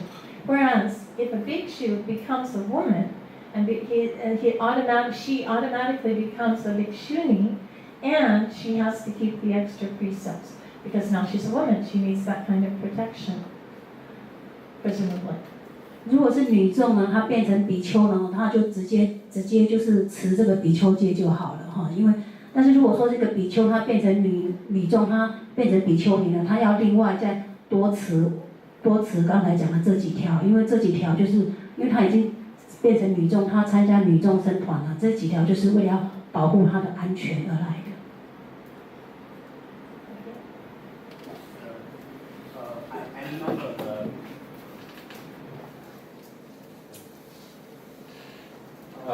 I remember the Pure Land Buddhist scripture mentioning that a woman who wants to rebirth in the Pure Land of Sukhavati needs to transform into a man at birth.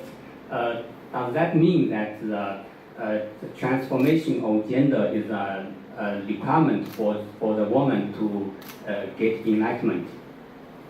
Well, it would actually, the way it reads is that there are no women in the Pure Land, which is very problematic.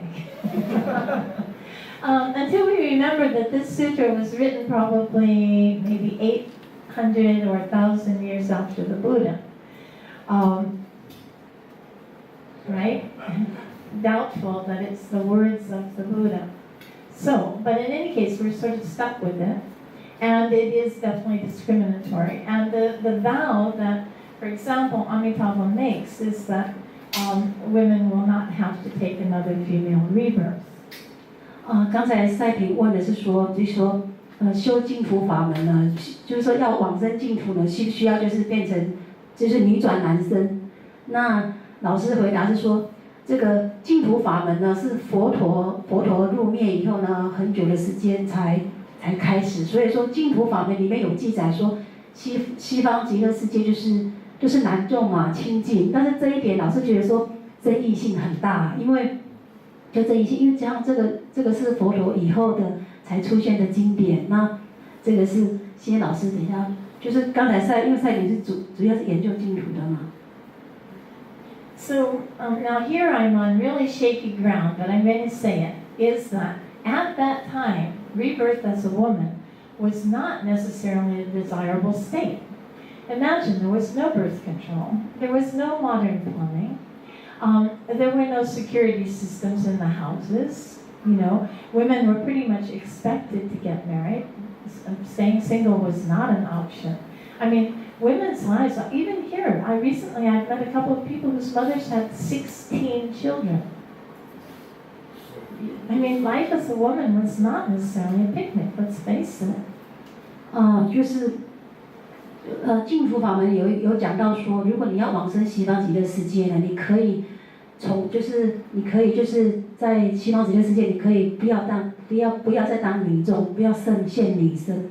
然后老师讲到说，因为这个社会上嘛，老师讲就是说，从那个时候到现在也是，就是当女生不是一个最好的选择啊，因为有这么多的女性要面对的问题。那老师有遇到说有一个16个小孩。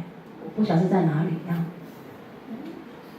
So even in my lifetime, I've seen tremendous changes for women, and we should never forget how fortunate we are. Now we have options. You know, we get a roughly equal education. Women in privileged societies have the option to choose their future. But this has not always been the case for women or men, actually.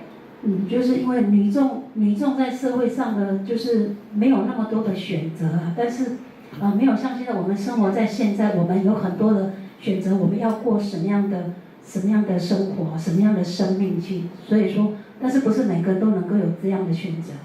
So we can imagine that for some women at that time, a male rebirth looked pretty good. I mean, they have all the power, they have all the money, they have all the freedom. I mean, even today, we find women praying for a male rebirth. And, Buddhist women in the 21st century still praying for a male rebirth. So, we can look, practically speaking, men do have many advantages even today. 所以说在以前的女众没有这么多的这个她的人生可以让她选择。那，但是。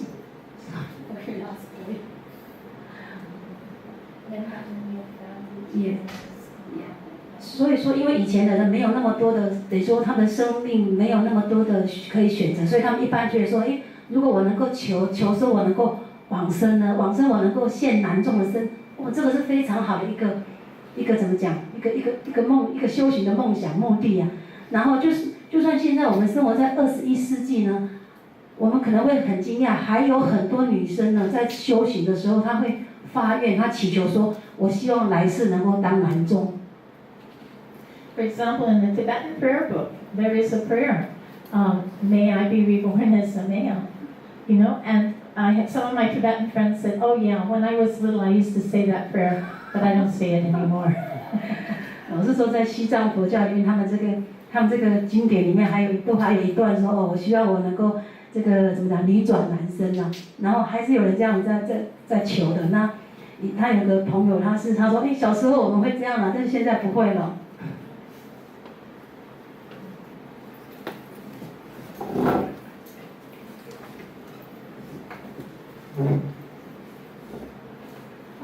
So I was wondering how and where a female Mongolian go to restaurant, since there's no female restaurant. And yeah, if this is the case, and if I was a female Mongolian, I would probably pray for reborn as a male to be able to go to restaurant. So this is, I was very curious about that. And so when since we were talking about gender-friendly restaurants, and also we talked about the precepts, so I was wondering, since the times are changing, then I don't know, maybe there's no gender-friendly restaurant back at the time when Buddha's time. So if, for example, a Buddhist nun using a gender-friendly restroom, but then she found out there's men in the restroom, then it's considered violating the precepts. Yeah, I was imagining all the possible situations. So yeah, because when the time is changing, the precept, sometimes it's difficult to adjust into different cultures or different situations. Yeah, so I was just imagining Okay. if it will be a problem. Right, okay. Well, okay, this reminds us that actually to have a restroom at all is a privilege, and it's a very modern privilege. Restrooms have not been very available in most cultures until very recently, and they're still not available in most countries. I mean, in India, I saw the percentage of homes that have restrooms. I mean, it's minute. And so here in Taiwan, people are quite blessed to have restrooms.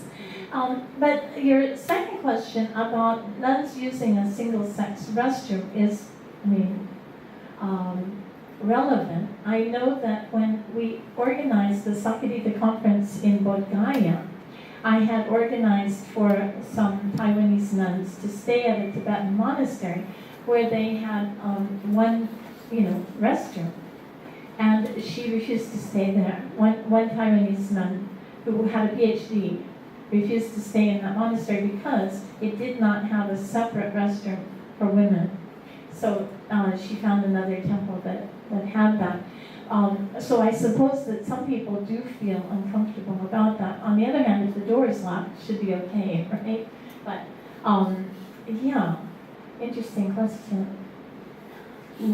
刚才李涵是问到说，像刚才我们看到这个，在蒙古呢，蒙古是只有一个男众的这个厕所那个标志嘛，刚才一开始看到，那李涵问到说，那如果在蒙古那边要怎么去用这个洗手间的问题，第一个问题，然后老师讲说，实际上在很多国家呢，就是有很多落后的国家呢，有洗手间是代表一种地位崇高的表示啊，很多地方没有，我相信很多人都去过很多像印度来朝圣，所以很多地方洗手间，我们现在在台湾我们都有洗手间，我们是真的很幸运，因为然后但是很多地方是没有。那第二个问题是讲到说，就是如果是女众这个戒律的问题，如果说女众用男众洗手间，那老师有谈到说，在印度的时候，那时候他们这个善女人协会在印度那边开会的时候，老师有安排一位女众的比丘尼，她是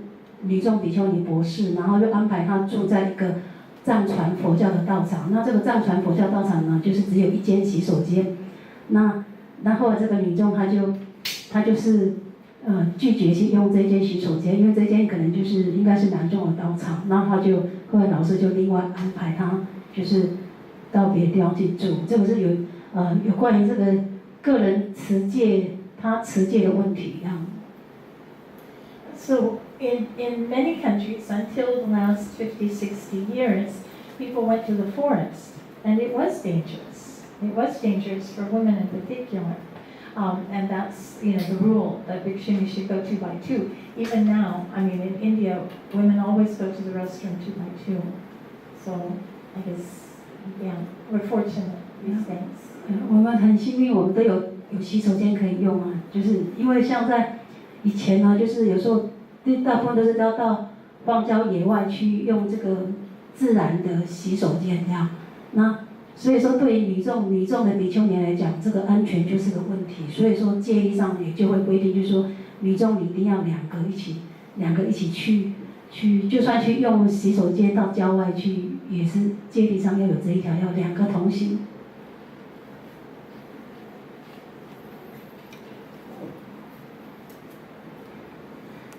I've read some biological papers and making me think of the dependent origination in Buddhism. For example, it talks about actually everyone's equal. We carry the gene of homosexuality, but the nature will choose which one to be positive and which one to be negative due to your social situation. For example, if you are a man and you have maybe 4 or 5 straight man brothers, and the nature will think, oh, if you have too many straight men here, it will be a lot of wars, too aggressive, so probably you will be a gay. So is this another way of the dependent origination Buddhism? That's really an interesting question. And I'm not a biologist, so I can't answer it fully, but I know that biology is involved here. And I know that the chromosomes can change.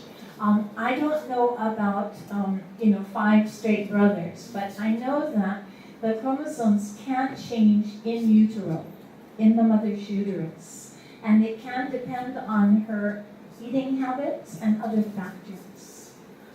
刚才月和是问到说，譬如说，问到这个，这个生物学你是以生物方面去问的。你说，如果说一个人他有5、6个兄弟，然后在这样环境长大。我来说一下好了，就是我看了一些生物学研究，就是说其实每个人都有同性恋的 DNA， 但是自然界会选择你的这个 DNA 是显性还是隐性的。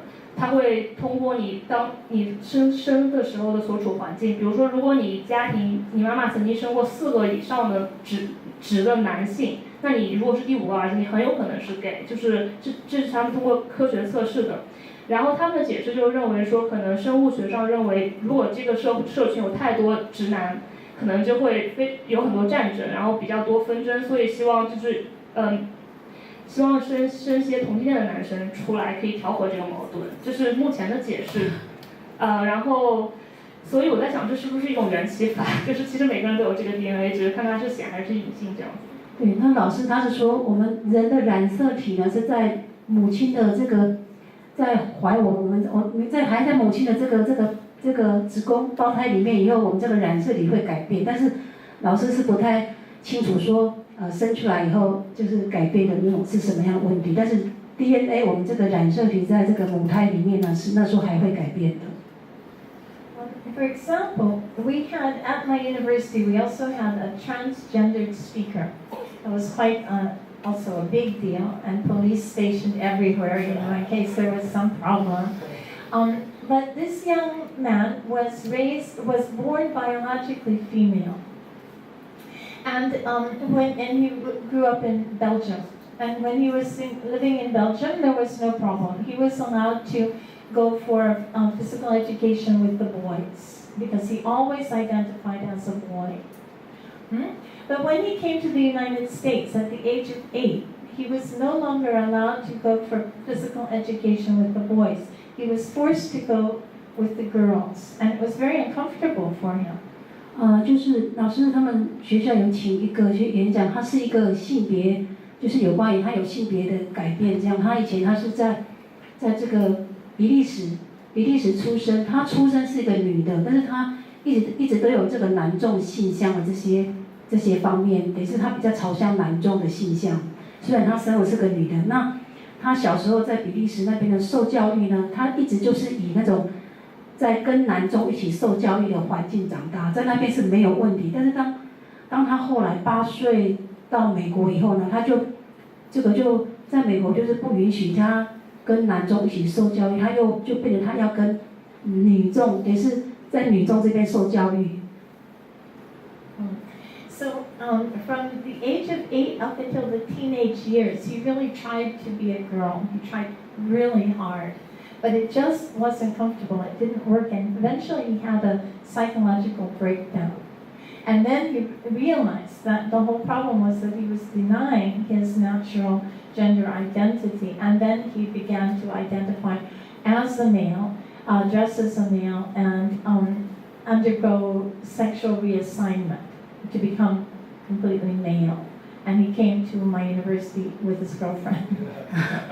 然后呢，他8岁一直到这个青少年的这段时间呢，他过得很辛苦，因为他就是一直在这个他自己的性别上呢，他一直没有办法融入，因为他一直就是被要求就是你就是一个女生这样女性，然后后来他就是到后来就是发生这个心理上有这个心理出问题，那出问题才发现说原来他的问题是在于说他的性向，他自己内心他认定的性向他应该是男生，但是他是被整个社会强迫说你就是个女孩子这样，所以他在这种性别上就是伤害到被伤害到，后来他就是重新再回到这个以这个男性向这边呢重新认可他男中的这个性向、这个性别呢，然后就这个问题就心理上问题就没有了。那老师他们学校就邀请他去演讲。So, for example, in many cultures, it's assumed that the sex of the child is the mother's responsibility.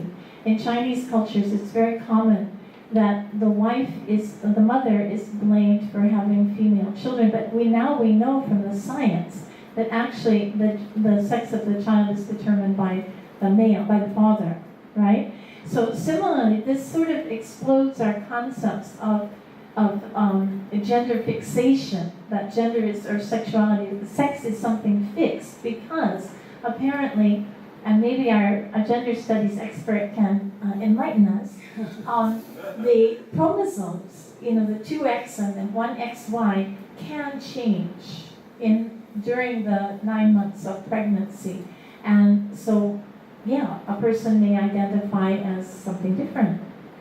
我们在这个文化呢，文化对这个性别方面呢，有很大一种误导作用啊。像尤其在我们中国传统里面呢，都认为说，会生出女孩子呢，都是妈妈的问题，会是妈妈问题。实际上后来现在科学家有研究证明啊，就说实际上生男生女呢，就是最大的责任是在爸爸父亲的身上。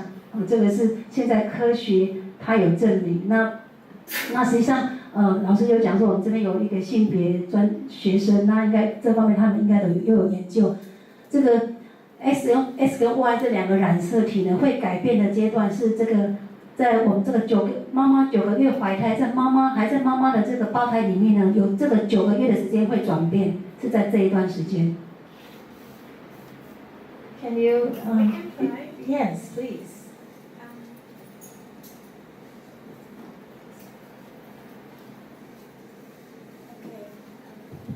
But this I can only do in English. So I don't know of chromosomes changing, but maybe I just have never heard of that. The thing that I know is that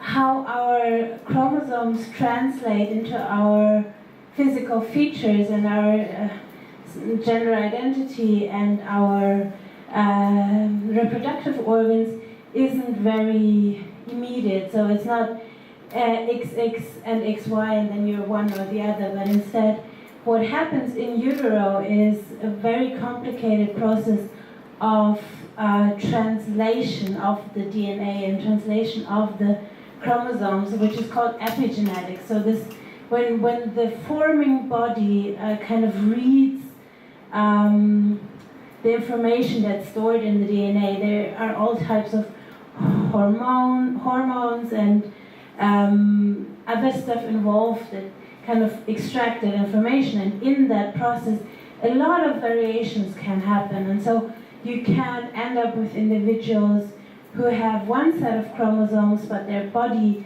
tells a completely different story, or you can end up with individuals who even though their chromosomes and their bodies point towards female, they are infertile, or like the way chromosomes are interpreted in utero is just not very straightforward. That's all I can share on that one. Well, Can you just translate in Chinese? Just keep some key point. 其实不没办法，不好意思。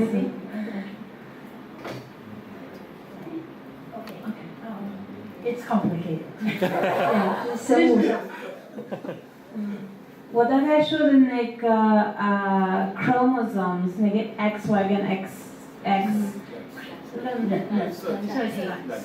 染色体不会直接变成男的跟女的，但是我们就是妈妈怀孕中那个婴儿就是发出那个身体的过程中，那个 XY 跟 XX 受到荷尔蒙的影响，然后其他的影响，所以那个最后的身体不一定只有那个男生或者女性的information。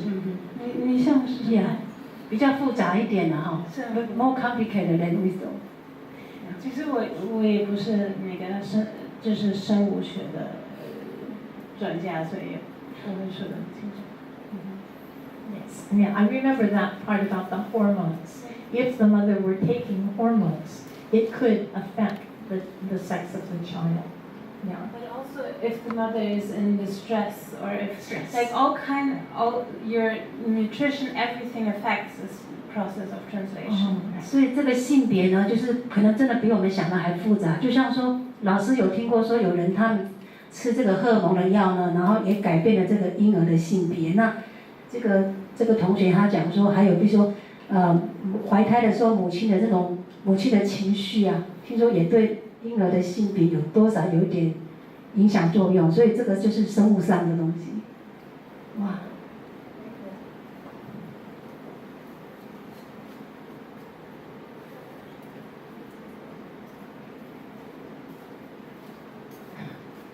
Well, if there are no more questions, are there any more questions or ideas? Yes? If someday the same-sex marriage is legal, so will Buddhism will reinterpret the 5 precepts? Well, 如果说这个同性的婚姻有被就是法律上有认可的话，那佛教会不会重新就是怎么讲，就是在看有改变这个就是5戒基本的5戒。Yes, well, I think that most Buddhists today believe that someone can keep the 5 precepts. Most Buddhists in the United States believe that one can keep the 5 precepts whether one is gay or straight. Because it's not about one's sexuality, it's about staying with one partner at a time, right? So for the Buddhists, it's like one at a time. Yeah. 在美国，就是在美国的佛教界，他们觉得说这个持这个5戒没有什么问题。他这个持5戒的关键不在于说你是同性恋还是异性恋，持5戒是在于说你就是只能跟一个搭档或是一个配偶这样，就是1对1，这个是持戒的最重点在这里。So, and the idea is that by staying with one partner at one time, it reduces suffering because people get hurt when their partners play around and so on. That's the main idea. 那主要这个5戒这个不邪淫这条戒，就是说，因为你如果说能够只跟一个人有这个性方面的关系呢，就会减少一些痛苦，因为就是这个性方面如果太乱的话，真的就是会制造很多的问题。So in the United States, a number of states already have legalized same-sex marriage or legal partnerships, and many countries in the world also. I think Portugal was the latest one to legalize same-sex marriage. So it's kind of a done deal. It's becoming more and more accepted. 在美国很多的州都已经立法通过，就是承认同性恋的婚姻关系。那现在现在这个时候呢，在很多的其他国家也慢慢的他们会认可这个同性恋的这个合法的问题。So it's accepted because it's considered a human rights issue. That people have the right to be happy no matter what sexuality they identify with.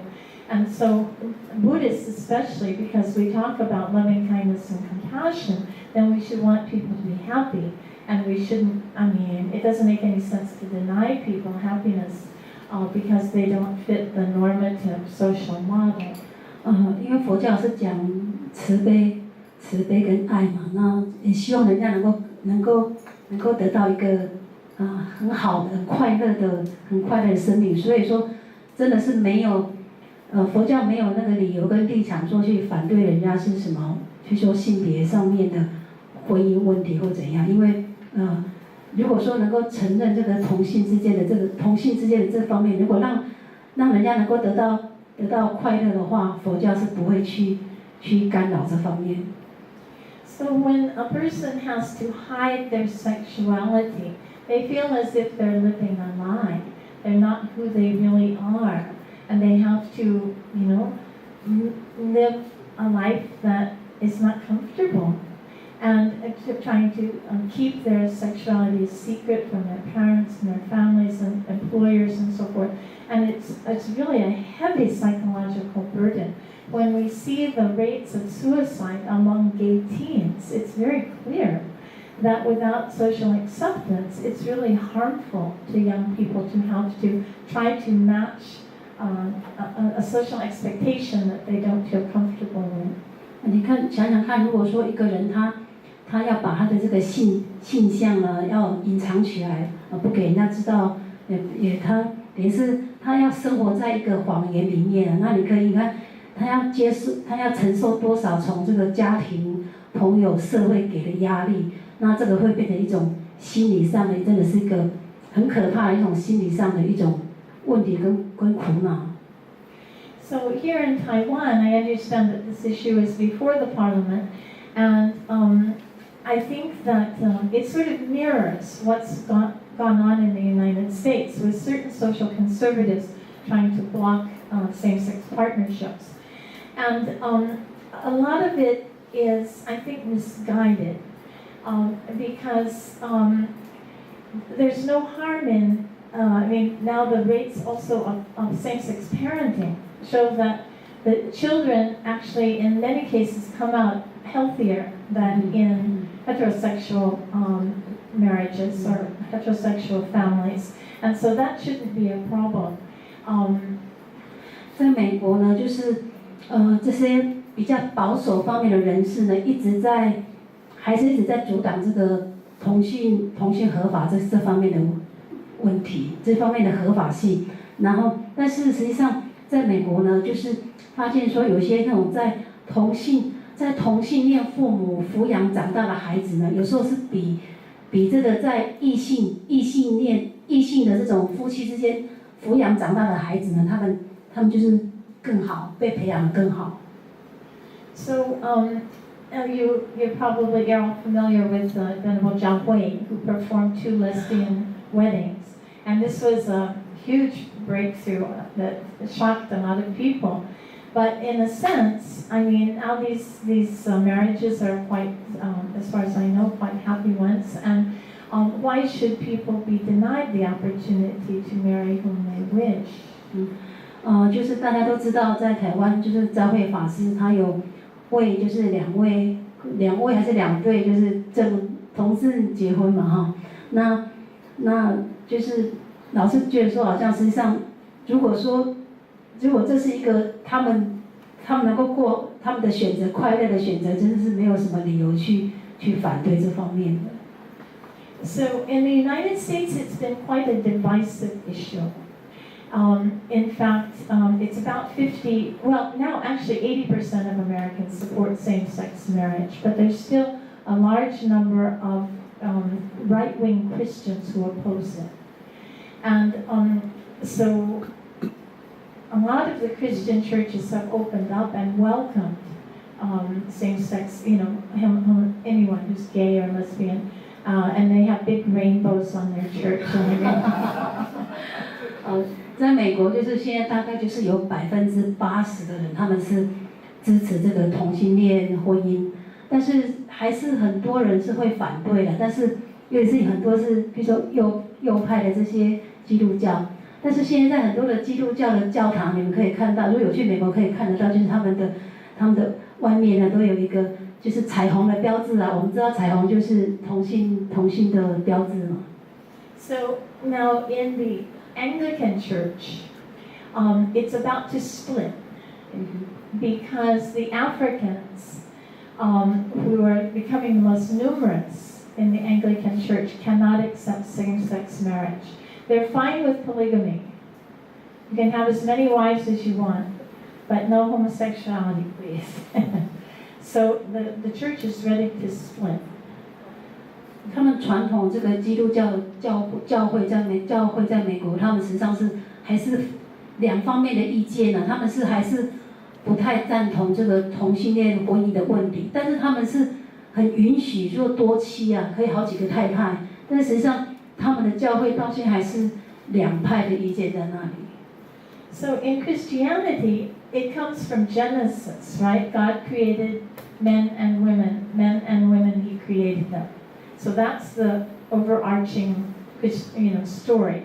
Both, in the Bible, both for Jews and Christians, and for Muslims actually. But the Buddhists don't have that myth, that story. So in a way, they're free from that binary. 在这种基督教还有回教，就是他们有时候这个是我们人的上帝就是创造这个男性跟女性这方面嘛，他他们的回教跟基督教有记载，我们所长是这方面专家。那我是那在这个佛教里面并没有说真正的这方面，就说好像这么的讲得这么清楚这样。Statistically, it's been documented that something like between 7 and 11% of human beings are attracted to the opposite members of the opposite sex, of the same sex. So it's not an unusual thing. 就是在我们就是在这种性别，有大部分人他们还是被这些异性同性异性吸引啊，但是实际上有一些他们是被同性吸引，所以实际上这个不是什么大的一些纷争在那里。So another thing that's really helped to change perceptions has been television, because there have been a number of television shows that have gay characters and they're very popular. So the younger generation is much more accepting than the older generation. 我们新的这一代比较能够接受这种同性之间的问题，是因为这个电视教育啊，因为很多人在电视上，他们都是一些这方面同性恋的嘛。那慢慢的，我们年轻一代这方面就是看法就会跟以前人比较不一样。And I think that Buddhists in particular, because we talk about loving kindness and compassion for all sentient beings. Well, that's the rhetoric, that's the ideal. So I think it's kind of a natural thing for Buddhists to be tolerant and accepting of differences. 尤其是佛教呢，佛教我们一直在强调慈悲跟爱这样子。那所以说我们对不同的这些性向的人呢，我们更要表现我们这方面就是佛教的这些慈悲跟爱。Oh, more questions. Okay, shall we make it the last question? I don't know about our time, but my question is very simple. Just like if I was a biological male, but I identify myself with female, and I want to become. So if I want to go to be a monk, I should be a monk or be a bhikkhuni. Well, you should make a decision before you go to the monastery. Right. It would be easier that way. Yeah. Leo 他是问到说，如果像他是个男生啊，不过他想要表明他自己是个女生，那他到底是要到男众道场吗？比丘道场是比丘尼道场。那老师说，你最好是出家前先想好，看你是要哪一个男众还是女众。Right, because after you go to the monastery, it could get complicated. 不然你进去以后会很麻烦。Okay, well, you've all just been wonderful, and these are excellent questions. This is the deepest we've ever gotten into the discussion, I want to tell you, because you've raised so many interesting points, and I appreciate that very much. So I appreciate Dr. Sai for opening the Graduate Studies Institute for this discussion, and also to our marvelous translator, and to all of you, and thank you for being here today. 老师说谢谢大家，也是我们蔡所长就是安排这样的一个座谈会，然后这是他老师所参与这个同性之间谈论，他觉得说谈的最深入、最好的一次。那就是谢谢老师 ，Thank you。谢谢。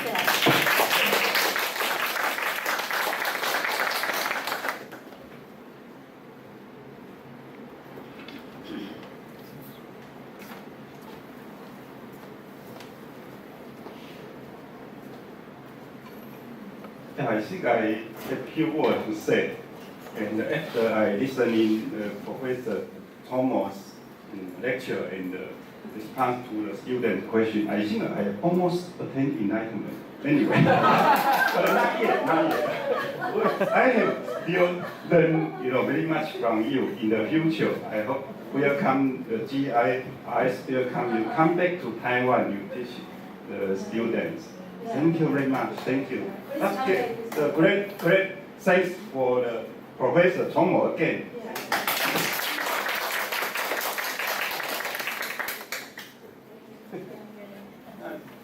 If you have more questions, then do you have to take a rest? Since the lecture is finished in 5 o'clock, and we still have. 如果大家还有什么问题，还可以 Yeah, 请一下问老师。 okay, have time of conversation. Yeah, also you can, just feel free to. Thank you very much. Thank you. 谢谢所长。